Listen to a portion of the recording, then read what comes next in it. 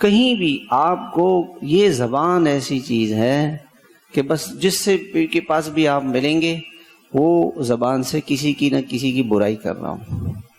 اس لیے اللہ تعالیٰ نے حج میں یہ نہیں فرمایا کہ پہلے منی جاؤ پھر عرفات جاؤ پھر مزدلفہ. یہ ترتیب اللہ تعالیٰ نے اس سے پہلی چیز اللہ تعالیٰ نے جو حج میں بتائی ہے فلا رفث، اپنی زبان کو قابو کرو، صبر کرو، زبان کو بند رکھو.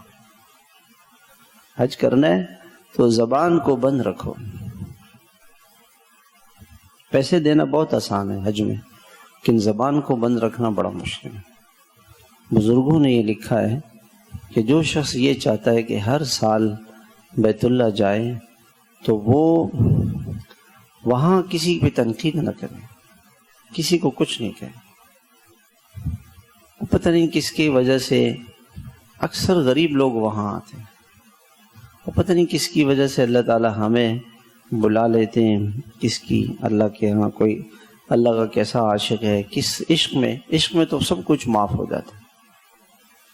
اور ہم اپنے آپ کو قابو میں رکھیں، اپنی زبان کو قابو میں رکھیں. یہ بہت مشکل کام ہے. تو حج ایک سفر ہے، اس میں کچھ تربیت اللہ تعالیٰ کروانا چاہتے ہیں. وہ تربیت ایسی ہوگی کہ ناگواریوں پر صبر کریں.